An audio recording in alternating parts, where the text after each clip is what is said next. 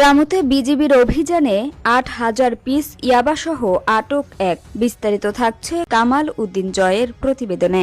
রামু ব্যাটালিয়নের অভিযানে ১১,২০,০০০ টাকা মূল্যের ৮,০০০ পিস বার্মিজ ইয়াবাসহ এক মাদক কারবারিকে আটক করা হয়েছে। মঙ্গলবার দুপুর ১টা ৪০ কক্সবাজারের রামু উপজেলার মরিচ্চা যৌথ চেকপোস্ট এলাকায় এ অভিযান পরিচালনা করা হয়।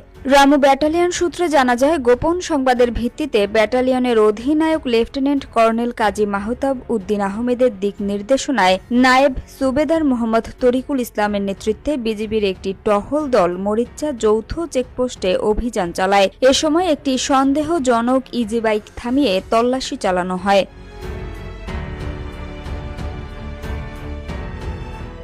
তল্লাশিকালে ইজি বাইকের যাত্রীর সিটের নিচে বিশেষভাবে লুকানো অবস্থায় ৮,০০০ পিস বার্মিজ ইয়াবা উদ্ধার করা হয়, যার আনুমানিক বাজার মূল্য ১১,২০,০০০ টাকা।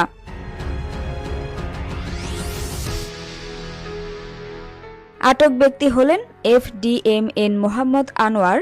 তিনি উখিয়া উপজেলার বালুখালী রোহিঙ্গা ক্যাম্প 10 এর ব্লক জি এলাকার বাসিন্দা এবং সিরাজুল মোস্তাফার পুত্র। প্রাথমিক জিজ্ঞাসাবাদে আটক ব্যক্তি ইয়াবা বহনের বিষয়টি অস্বীকার করলেও পরবর্তীতে উদ্ধারকৃত আলামতের ভিত্তিতে তাকে আটক করা হয়।